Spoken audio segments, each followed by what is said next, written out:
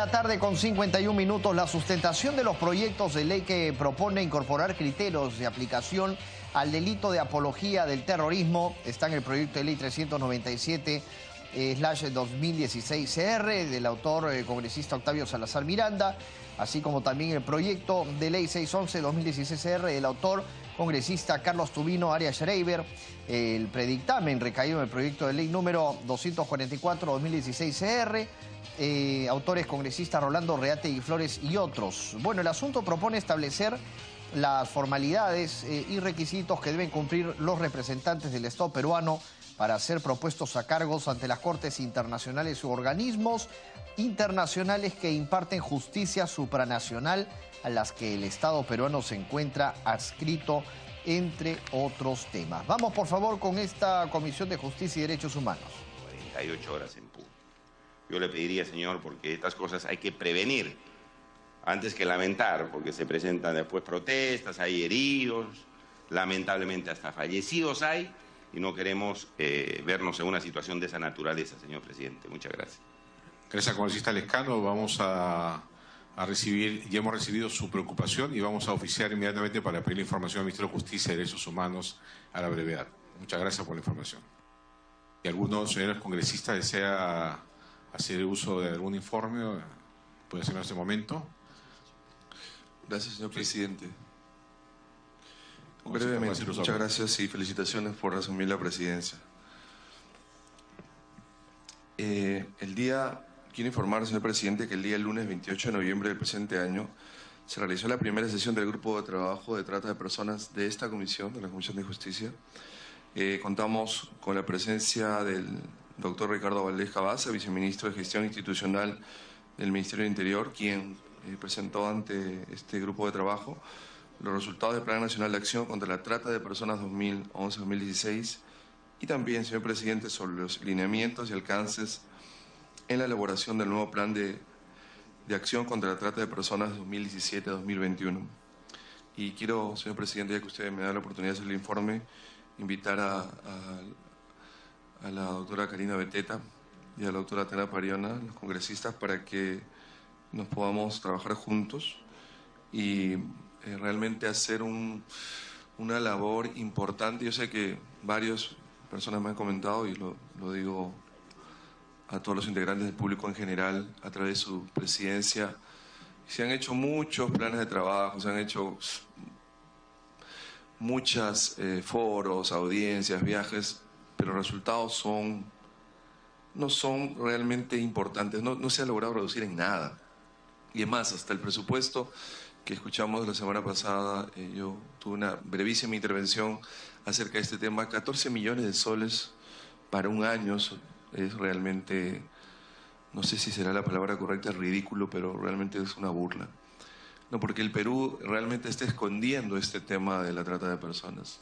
Tenemos el tema de México, en España, en Estados Unidos también he estado en contacto con International Justice Mission, que es una de las ONG más importantes de trata de personas en los Estados Unidos y del mundo. Y ellos me decían que increíblemente esto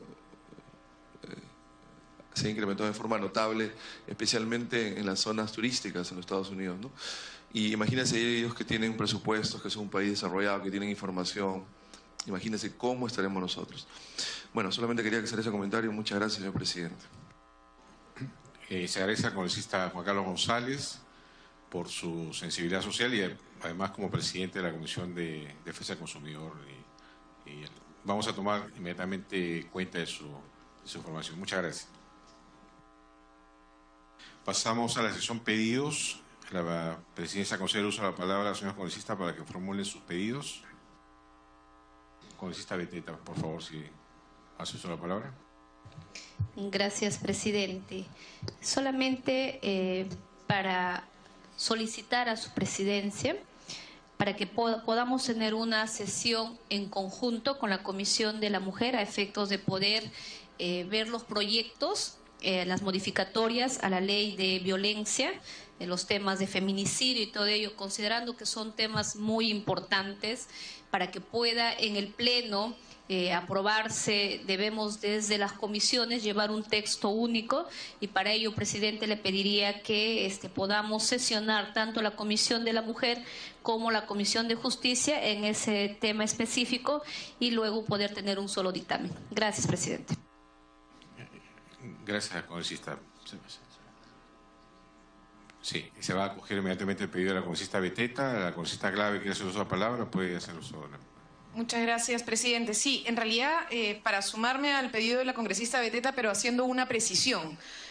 No es que tengamos un dictamen después de la sesión conjunta. Entiendo, hay un dictamen que se va a consensuar ya en la Comisión de la Mujer. Nos gustaría, presidente, que el equipo técnico de la Comisión de Justicia pudiese tener una reunión con el equipo técnico de la Comisión de la Mujer para tener un dictamen conjunto y podamos hacer un único dictamen, o por lo menos lo más similar posible, la próxima sesión, señor presidente, porque si no sesionamos la próxima sesión de manera conjunta, no va a haber manera de incluir este tema en diciembre.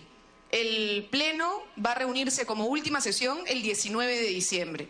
Si la próxima sesión no lo vemos y no sacamos un dictamen conjunto, este tema entonces simplemente quedará hasta marzo del próximo año. Y creo que el consenso de las congresistas de la Comisión de la Mujer es intentar dar un mensaje, digamos, al país de que este Congreso sí está teniendo una acción firme frente a temas de violencia contra la mujer. Ojalá quede como acuerdo esa sesión conjunta y que los equipos técnicos puedan trabajar a fin de que tengamos un dictamen que nos permita una votación. Congresista Glave, esta presidencia va a ordenar inmediatamente la reunión de ambos equipos técnicos. De hecho, que hoy día ya hemos tenido una sesión conjunta con la Comisión de Constitución que ha sido muy rápida, muy expeditiva, ¿no? Así que se va a ordenar hoy día mismo que se coordine que los ambos equipos técnicos para la reunión antes de la fecha que usted ha mencionado. Muchas gracias. La congresista Sonia Ciavarría, va a hacer uso de la palabra.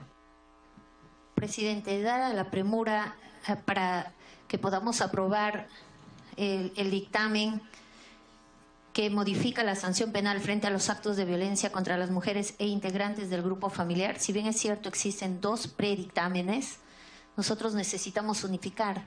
Mi pedido es de que esta reunión conjunta, tanto de la Comisión de Familia como la Comisión de Justicia, sea realizado el próximo martes, cosa que el jueves estaríamos llevándolo al Pleno. Gracias. Bien, sí, vamos a pasar a orden del día el pedido de la congresista Beteta para poder ir a la votación sobre esta sesión conjunta que ha sido solicitada.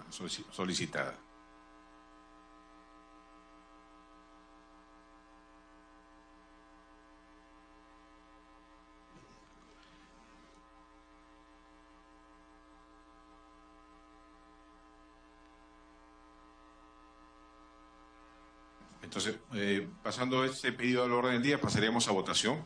Los señores congresistas que estén de acuerdo con que se realice una sesión conjunta, Comisión de Justicia con la Comisión de la Mujer, si van a levantar la mano, por favor. Aprobado por unanimidad. Muchas gracias. Vamos al tema 5.1. Vamos a orden del día, tema 5.1. El primer punto de la orden del día es la sustentación del proyecto de ley sobre la apología del delito de terrorismo. Invitamos a los señores congresistas Octavio Salazar Miranda, autor del proyecto de ley 397/2016, y Carlos Tubino Arias Chereirbe, autor del proyecto de ley 611/2016, para que a nombre de su grupo parlamentario procedan a sustentar estas iniciativas que proponen incorporar criterios de aplicación al delito de apología de terrorismo. En primer lugar, concedemos la palabra al congresista Octavio Salazar Miranda, autor del proyecto de ley 397. ¿Puede hacer uso de la palabra, congresista? Muchas gracias, señor presidente. Un saludo cordial a todos los integrantes de la Comisión de Justicia, una comisión muy importante para el desarrollo de leyes, enfoques que son tan importantes para mejorar a nuestra patria, para que cada vez nos acerquemos mucho mejor al tema de la justicia, que tanto nos reclama la ciudadanía. Señor presidente, inicialmente deseo, por favor, pasar un pequeño video sobre lo que significa hoy en día la apología del terrorismo y que lamentablemente esta no tenga ningún tipo de sanción. Por favor, pueden pasar.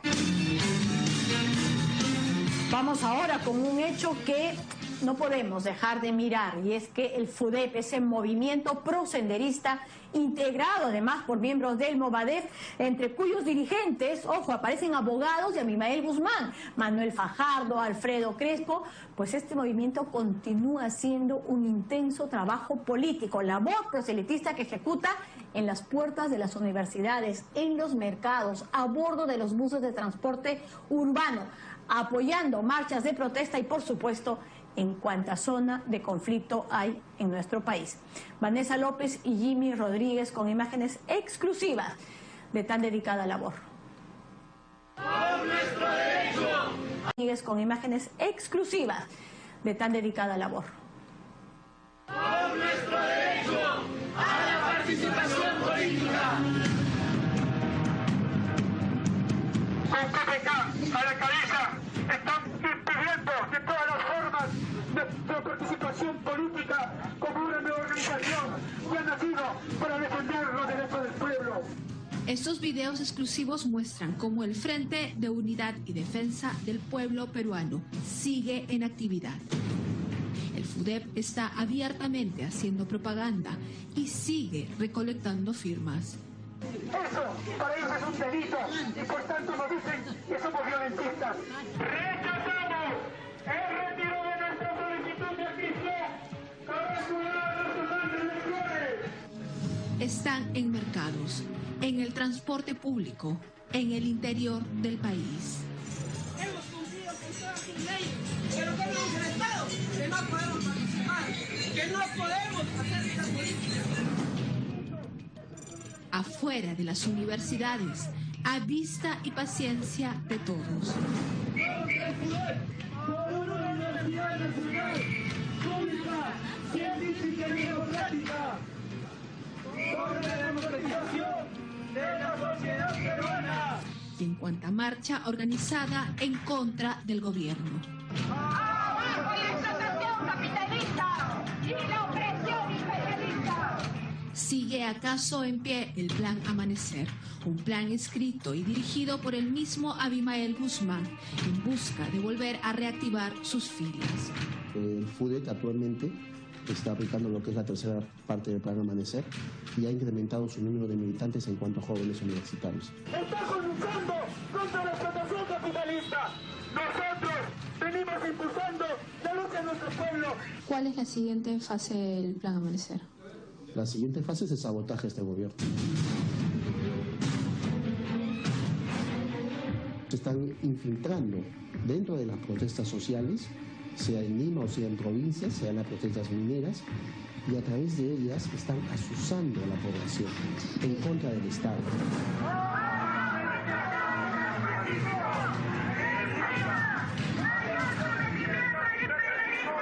Un plan que primero contempló la creación del Movadef y luego el FUDEP.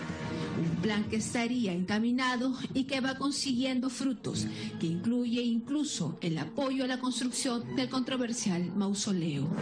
Creo que lo más conveniente es desenmascararlos, dejarlos desnudos y obligarlos a que digan verdaderamente cosas que no las quieren decir, las ocultan, porque si no, no ganan adeptos, pues.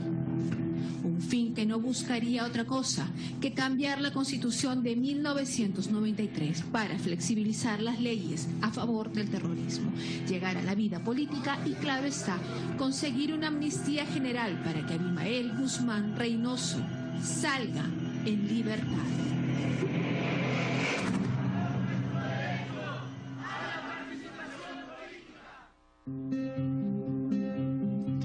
Denunciamos que la Dirección Nacional de Registro de Organizaciones Políticas, de manera arbitraria e ilegal, ha dado por retirada nuestra solicitud de inscripción. Nosotros, el FUDEP, hemos presentado nuestra solicitud de inscripción el año pasado, el 21 de diciembre, presentando todos los requisitos que la ley exigía. Después del rechazo del Jurado Nacional de Elecciones al FUDEP para la participación abierta en la vida política de nuestro país, su insistencia no se ha frenado.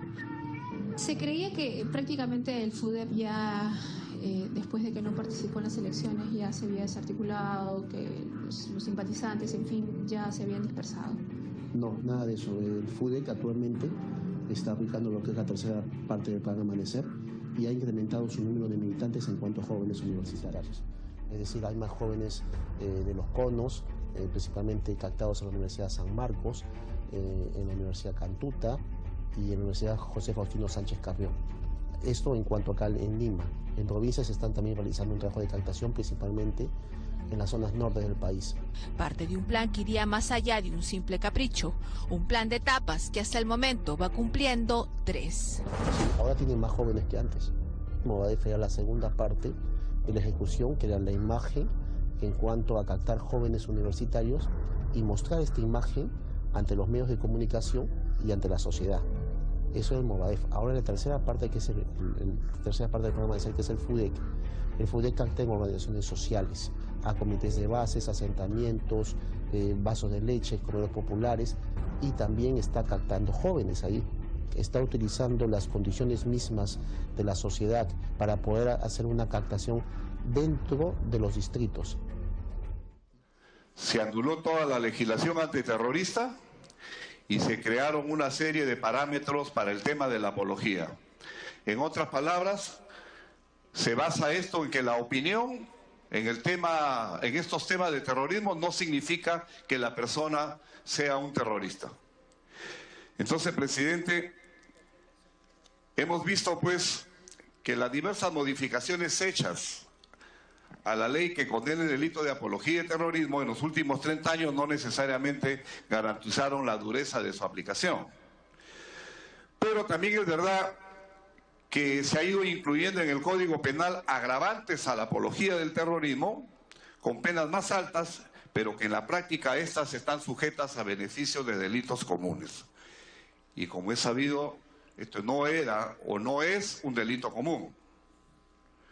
Sucede que en el artículo que regulaba este delito en la legislación especial antiterrorista, el decreto ley 25.475 del año 1992, quedó sin efecto en el 2003. Esto después de que el Tribunal Constitucional, como ya lo he manifestado, declarara su inconstitucionalidad.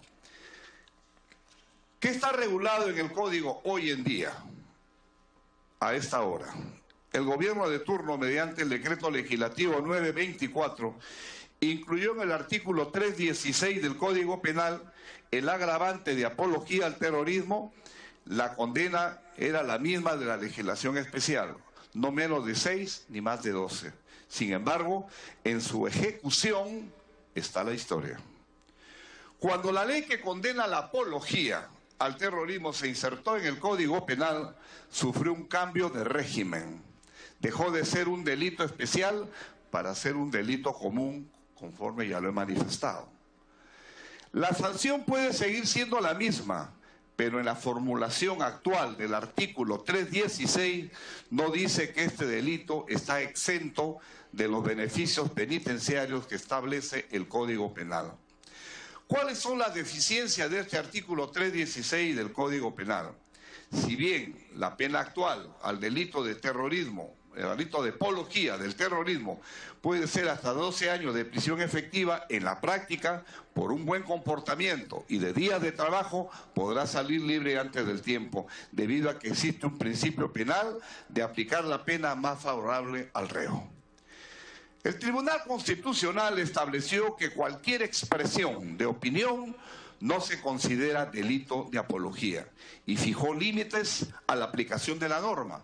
De acuerdo con el fallo, se deben respetar los siguientes límites que paso a determinar. Primeramente, el elogio debe ser un acto terrorista realizado, a un acto terrorista realizado. Que cuando la apología se refiere a la persona que cometió el delito, éste se encuentre condenada por sentencia firme. Que el elogio haya sido público. Y por último, que la exaltación vaya en contra de la democracia, la tolerancia y el consenso. Pese a la inclusión del artículo 316 en el Código Penal, hasta la fecha no ha sido aplicado en su plenitud. Ello porque el decreto legislativo 924 estableció dos requisitos para poder condenar: la incitación y la exaltación. Si no se cumplían en ambos casos, el juez no podría declarar culpable al acusado, algo que se ha visto traducido durante todos estos años que no tenemos detenidos por apología del terrorismo y donde el Estado lamentablemente se encuentra pues con las manos atadas. ¿Qué dice el contenido de esta norma, señor presidente? Dice lo siguiente: el que públicamente exalta, justifica o enaltece un delito o la persona que haya sido condenado como autor o partícipe será reprimido con pena privativa de la libertad no menor de 1 ni mayor de 4 años.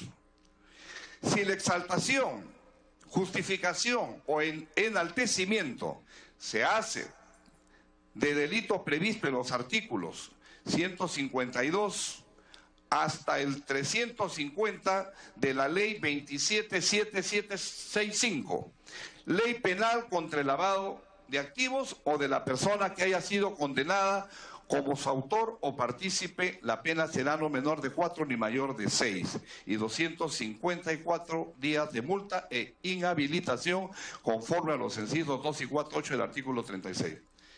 Y por último, si la exaltación, justificación o enaltecimiento se hace del delito de terrorismo de la persona que haya sido condenada con sentencia firme como su autor o partícipe, la pena será de no menor de 6 años ni mayor de 10 años.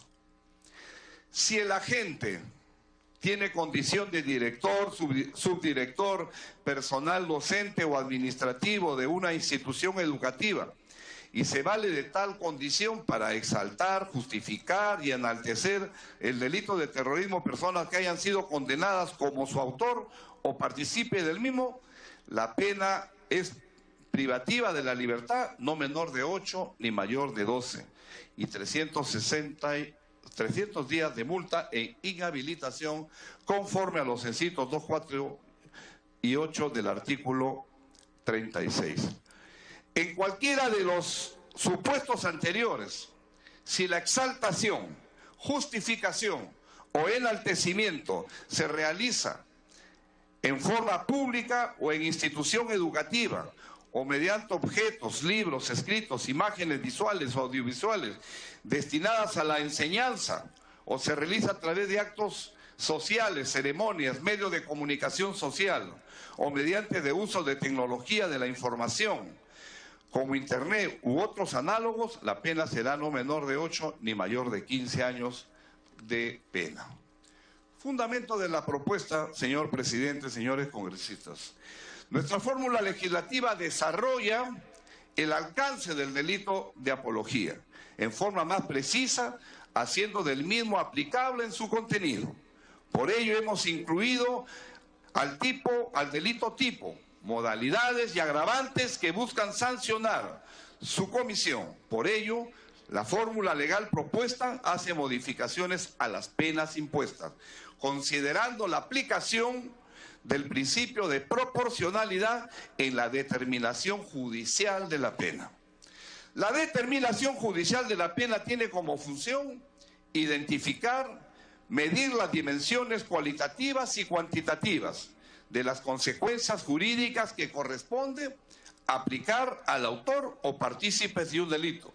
Para ello debemos recurrir a una valoración técnica de individualización de la sanción penal, lo cual servirá para que el juez pueda determinar las sanciones frente al hecho punible según su naturaleza y forma de ejecución, considerando para ello la teoría de los tercios de la pena.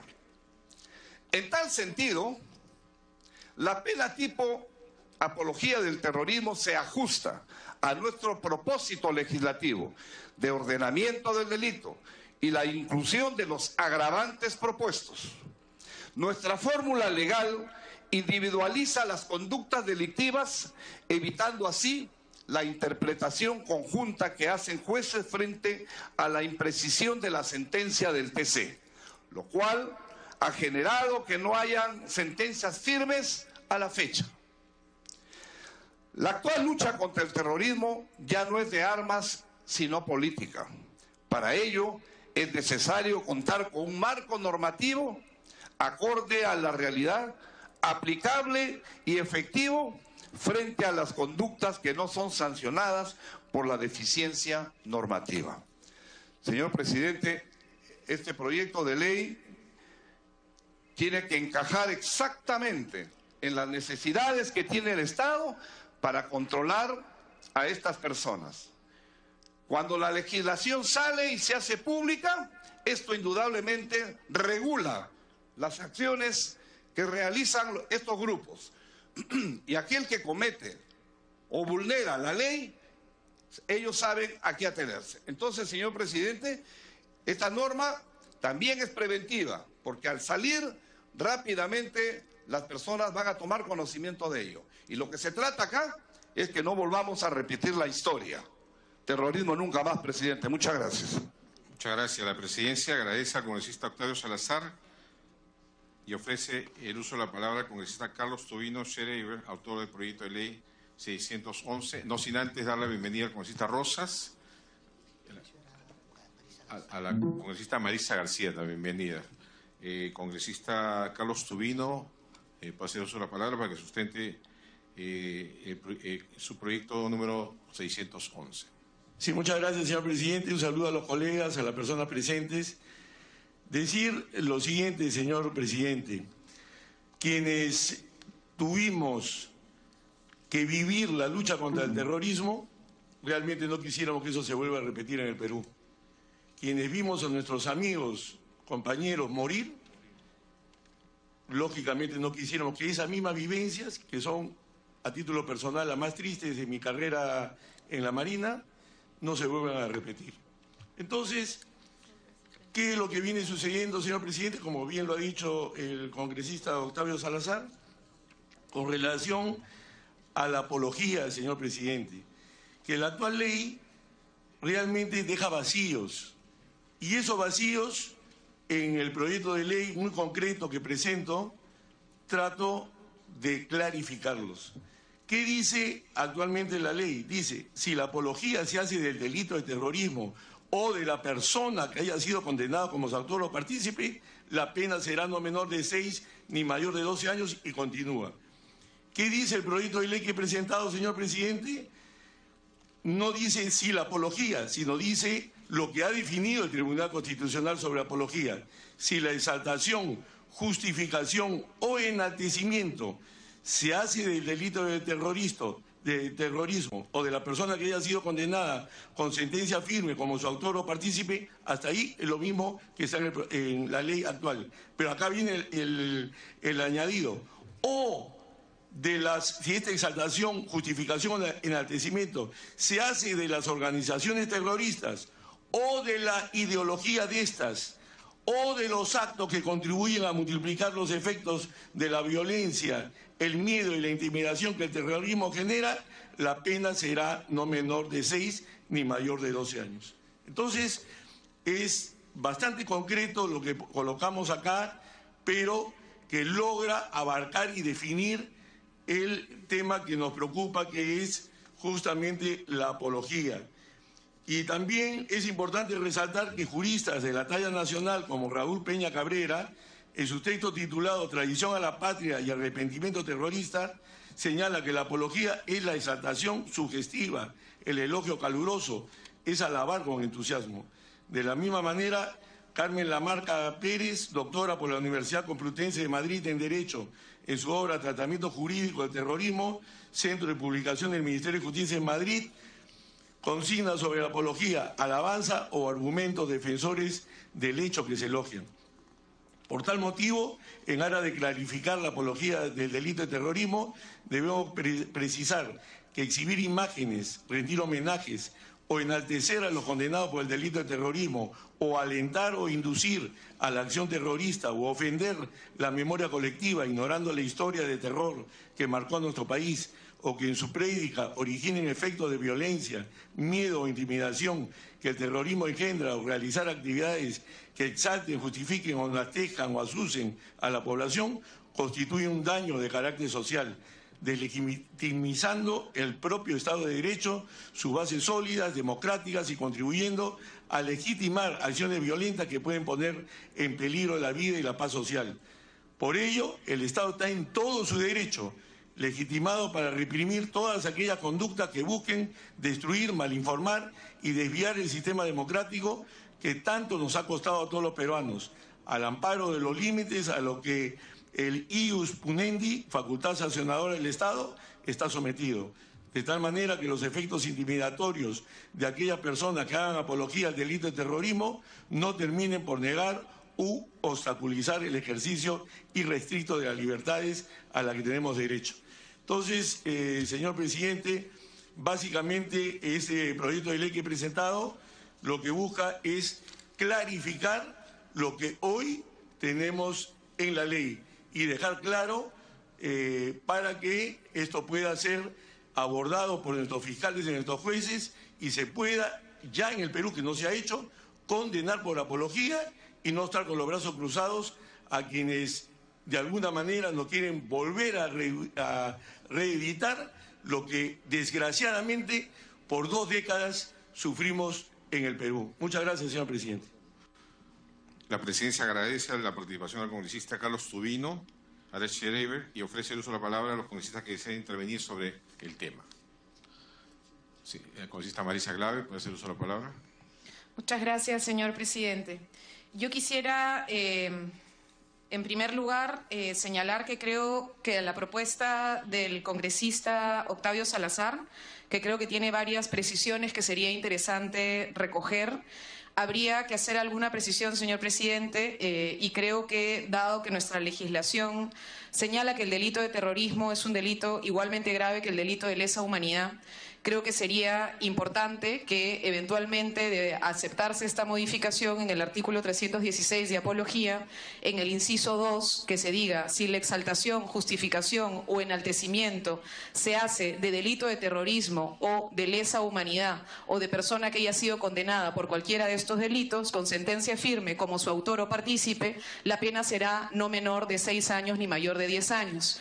En ese sentido, señor presidente, creo que cuando decimos terrorismo nunca más debe decirse claramente ni terrorismo de quienes tuvieron la acción subversiva ni terrorismo de parte del Estado. Eso nos permitiría decir claramente que no aceptamos ningún tipo de violación de derechos humanos, señor presidente.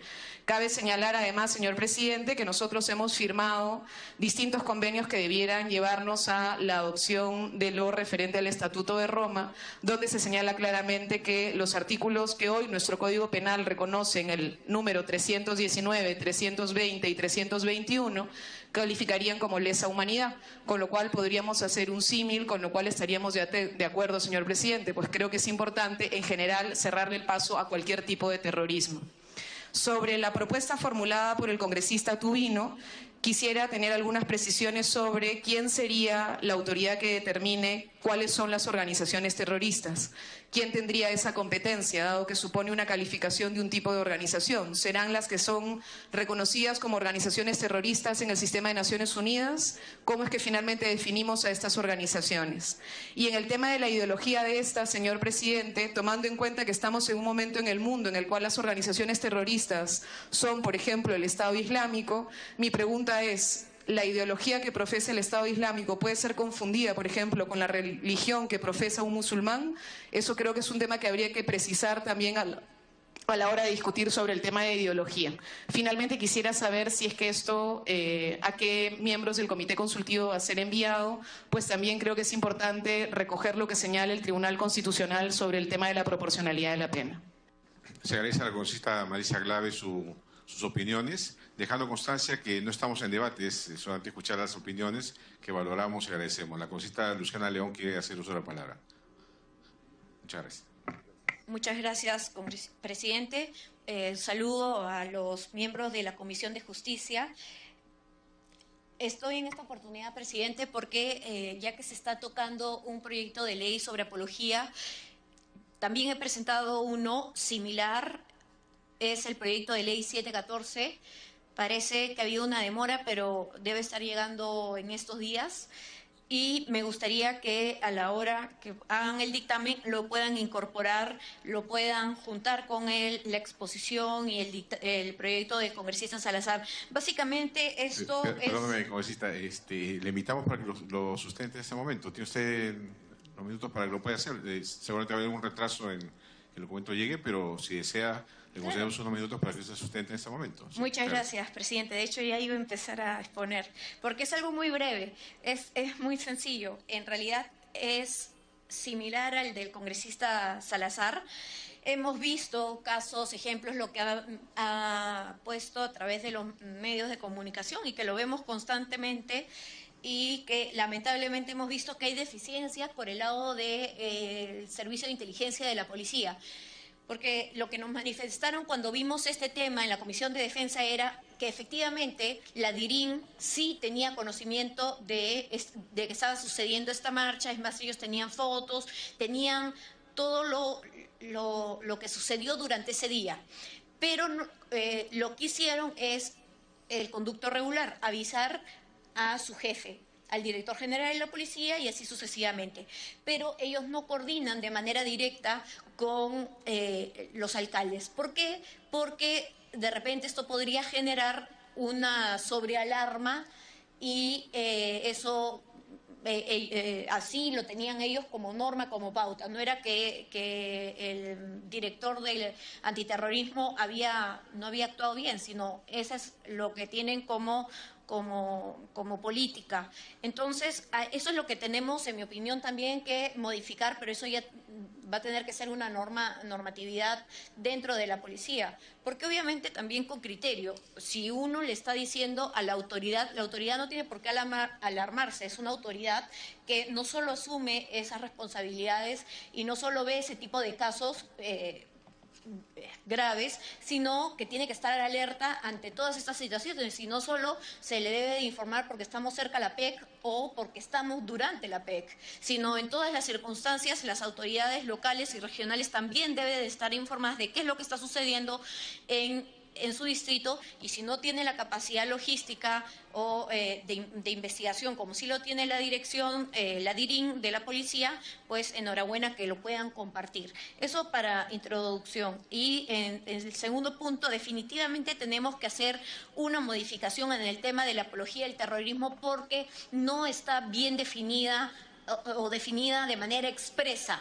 Entonces se dan lo que vemos frente a aquellas personas que realizan esta apología del terrorismo, siempre están tratando de sacarle la vuelta al artículo 316. Y para ello hay varias maneras, ¿no? Entonces, claro, no ponen alguna alusión específica, pero ponen el puño dentro del mausoleo.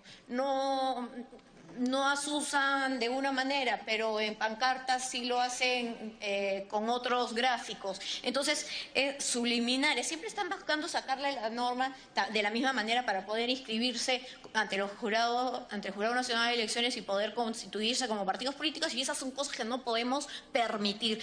Se trabajó y fue una lucha constante y que sufrimos muchísimos peruanos, muchas vidas y también muchas lesiones humanas que hasta el día de hoy muchos no nos hemos logrado reponer de lo vivido como consecuencia del terrorismo, y no podemos permitir ni un atisbo, ningún avance, por más minúsculo que sea, porque ahí sería que nos estaríamos debilitando como Estado. Y yo creo que ese ha sido nuestro error, nuestro vacío, que si bien es cierto, se combatió contra el terrorismo, el Estado en sí no ha podido fortalecerse en la lucha en general contra el terrorismo y contra Sendero y contra todas estas lacras que vemos que han existido a lo largo de la historia en nuestro país. El proyecto de ley 714 básicamente es que estamos retirando, no estamos retirando el artículo 316, sino estamos abriendo en el 316, en vez de que esté la apología de terrorismo en un párrafo, en un segundo párrafo, lo estamos poniendo 316-A, como lo estipula o lo hace siempre como hermenéutica el Código Penal, pero estamos poniendo de manera expresa. El que públicamente exalta, justifica, legitima o enaltece cualquiera de los delitos previstos en el Decreto Ley 25475, que es la ley contra el terrorismo, o a la persona que haya sido condenada con sentencia consentida o ejecutoriada como su autor o partícipe, la pena privativa de libertad será no menor de 8 ni mayor de 10 años. Ahora, aquí empezamos los otros supuestos. Si se realiza a través de medios de comunicación social o mediante el uso de tecnologías de la información y comunicaciones como Internet u otras análogas, para ponernos en el supuesto, en los futuros supuestos que todavía nosotros no sabemos, pero que de repente existirán y que también deben de ser regulados, la pena privativa de libertad será no menor de 10 ni mayor de 12 años, imponiéndose 360 días multa e inhabilitación conforme a los incisos del artículo 36 del Código Penal.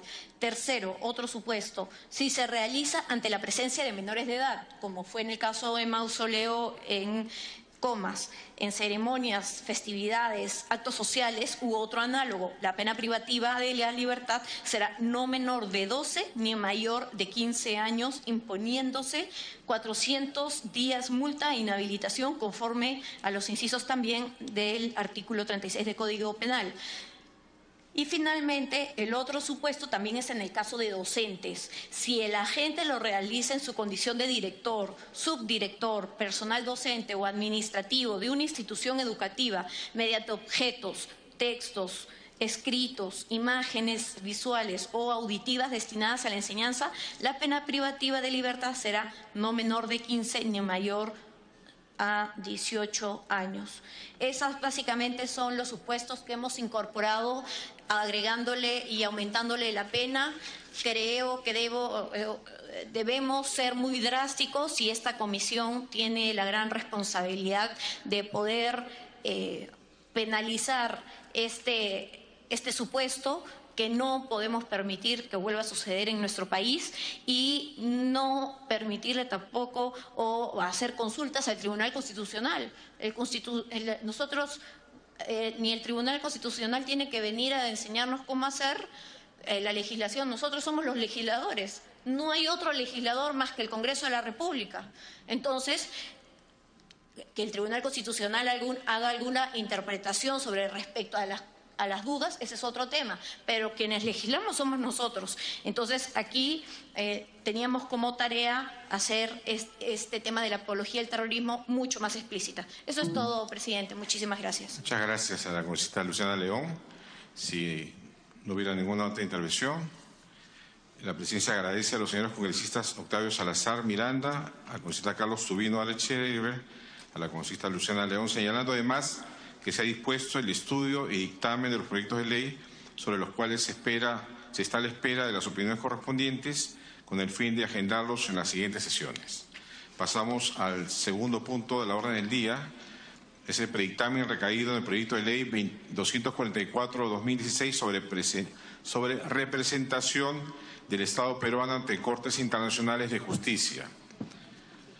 Señores congresistas, la presidencia pone a debate el predictamen recaído en el proyecto de ley 0244/2016 presentada por el Grupo Parlamentario Fuerza Popular, mediante el cual se propone una ley que establece las formalidades y requisitos a cumplir por los candidatos a magistrados de tribunales internacionales y organismos que imparten justicia supranacional.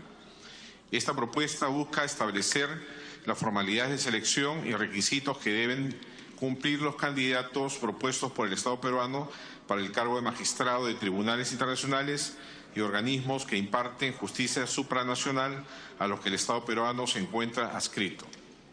El proyecto de ley establece las condiciones requeridas para la designación de los magistrados para los tribunales u organismos que imparten justicia supranacional, lo cual se encuentra regulado, pero de manera general y uniforme a nivel de los convenios internacionales, tratados y o convenios que el Perú ha suscrito.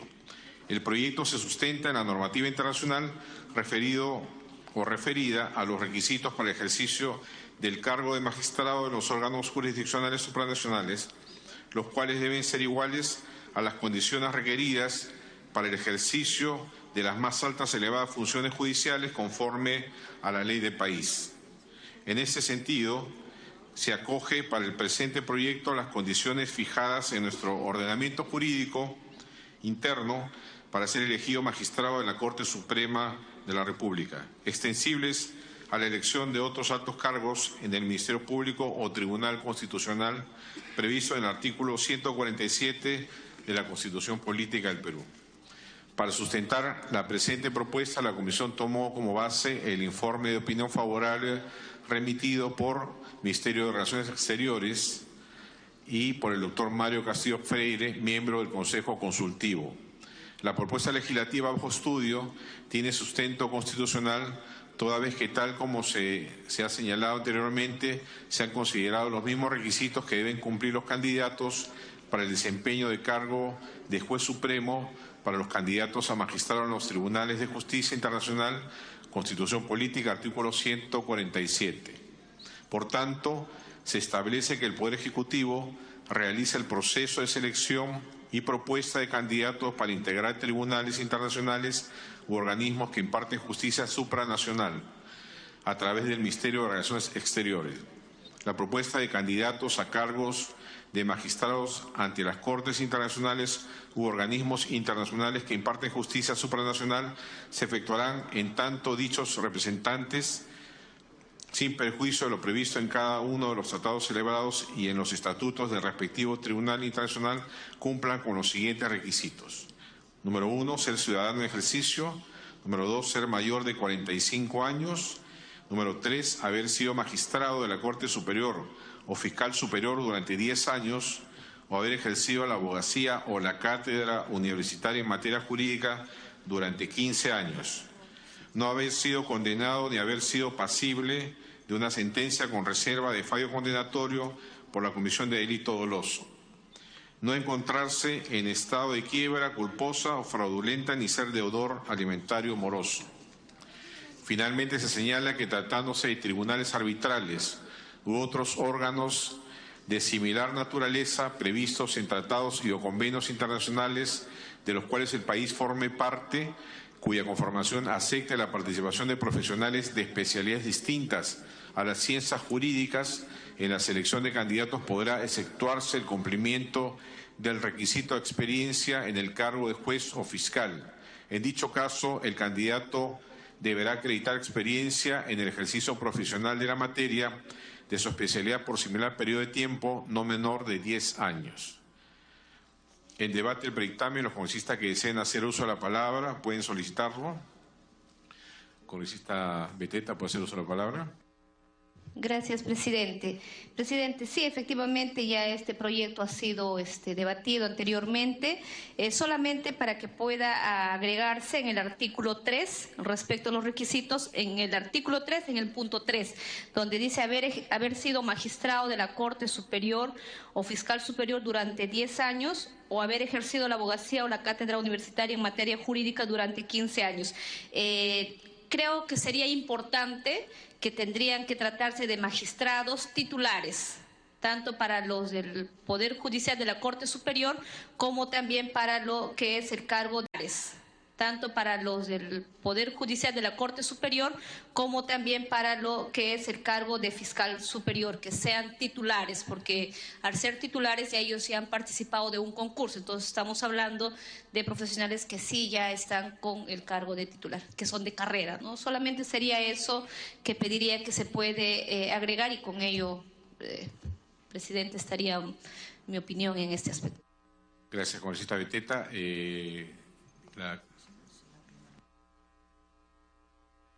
La congresista Sonia Echevarría, ¿puede hacer uso de la palabra?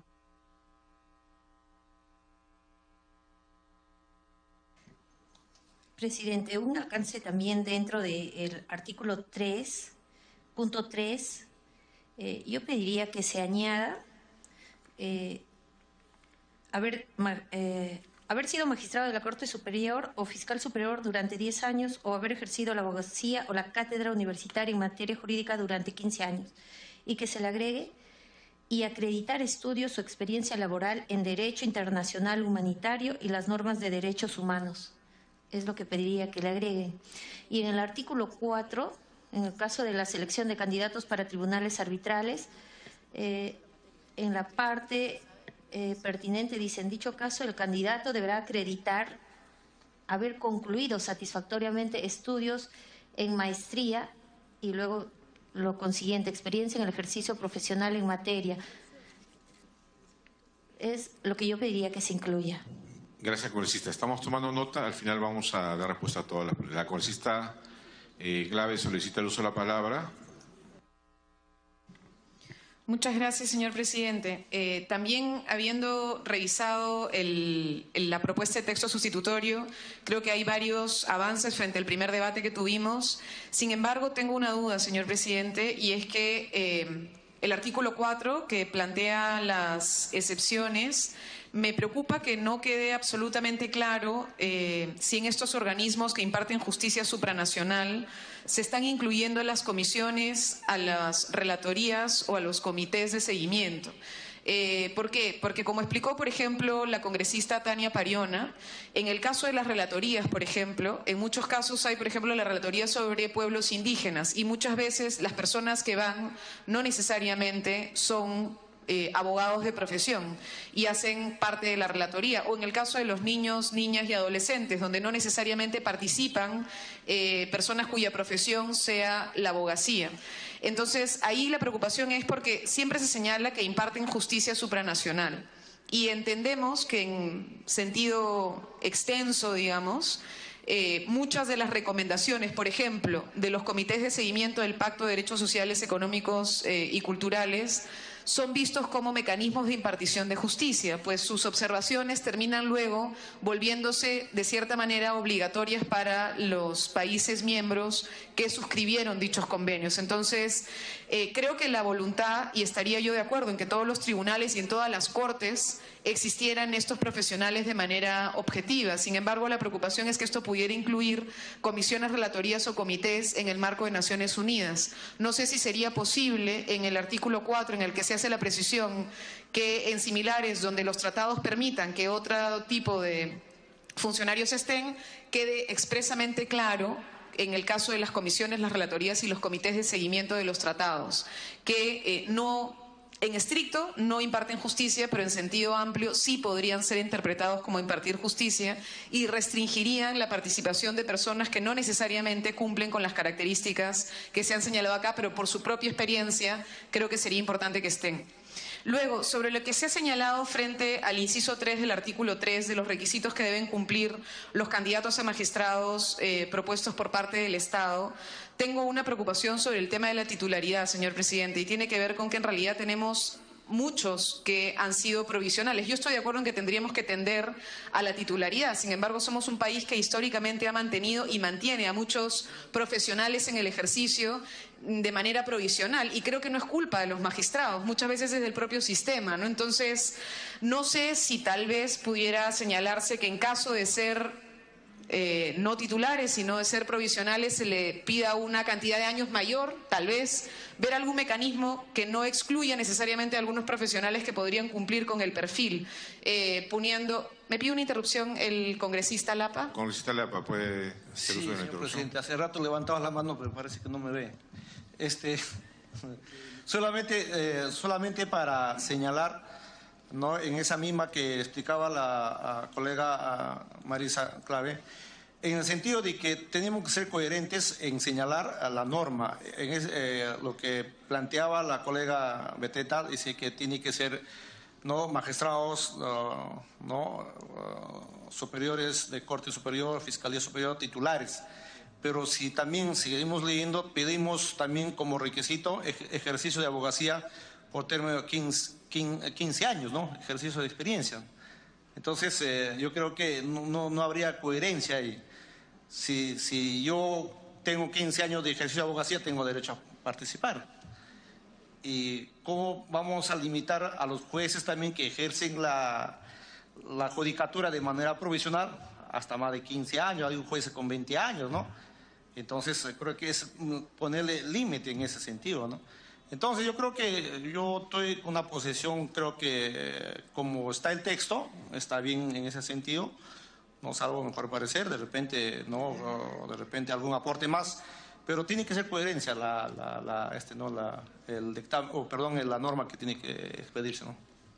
Gracias, congresista Lapa. Estaba ya en la lista usted, habíamos tomado nota de su pedido. La congresista Glave puede continuar.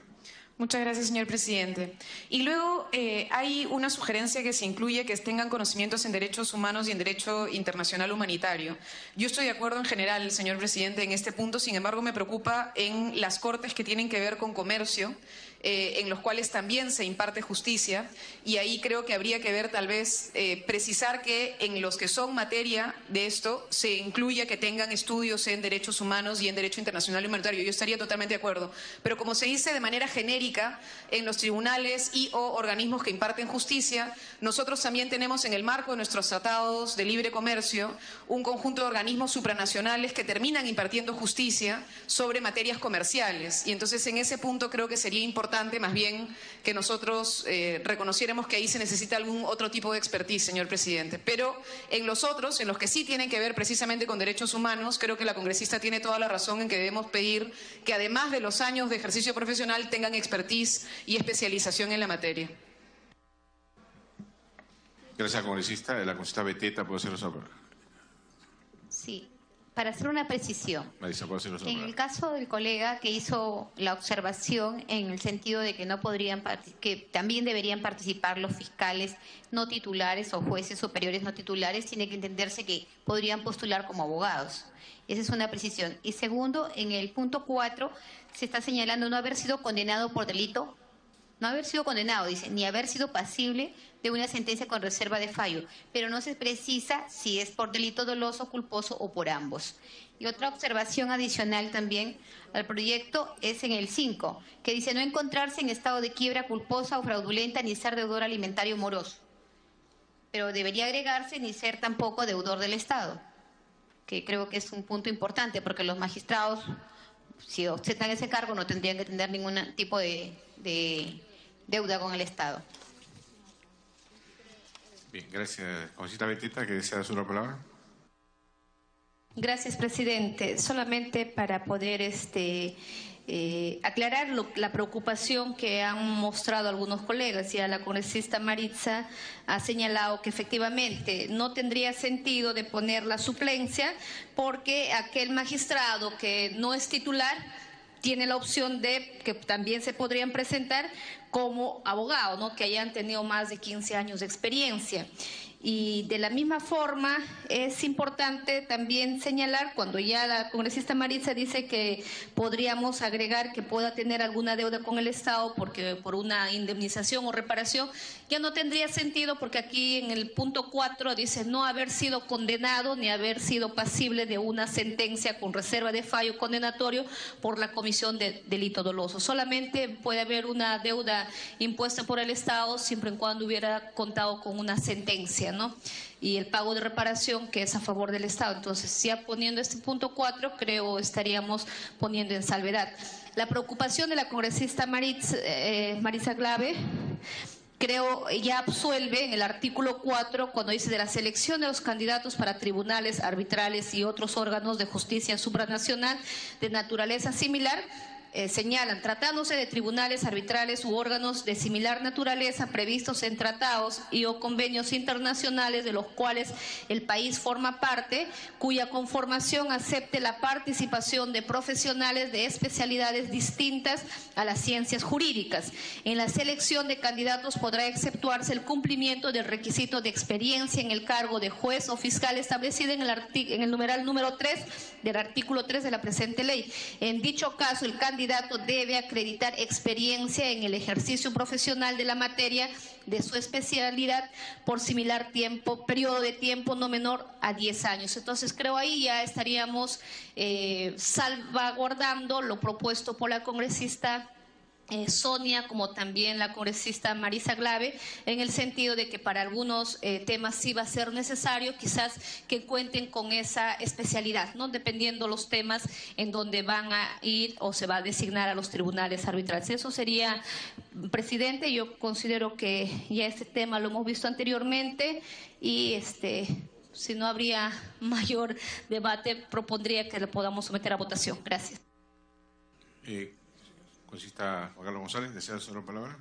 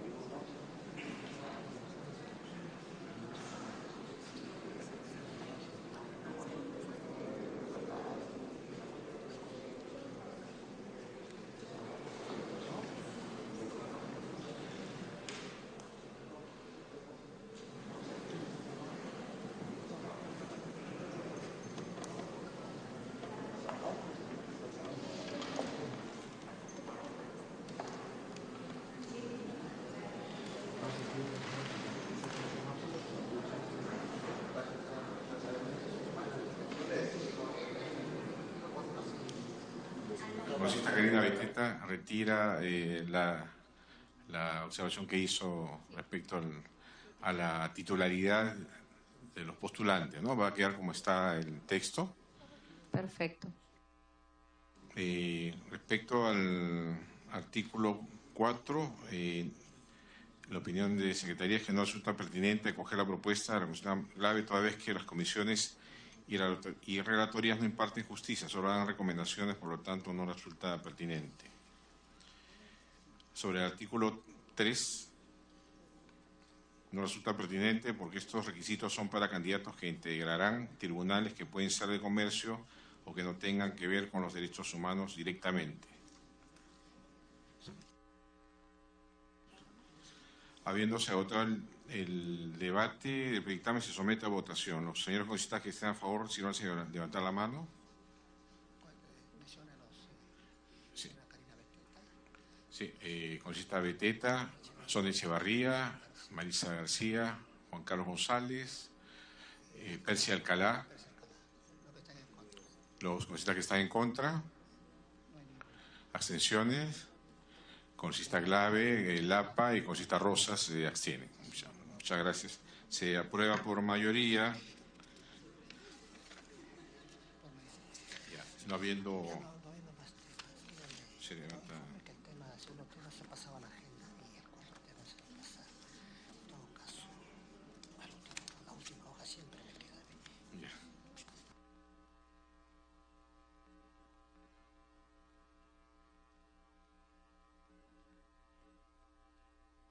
Bien, por lo tanto, no habiendo más asuntos en la agenda, con el quórum reglamentario se solicita la dispensa del trámite de aprobación del acta para proceder a tramitar los acuerdos adoptados en la presente sesión. Pasamos a votación. Los congresistas que sean de a favor.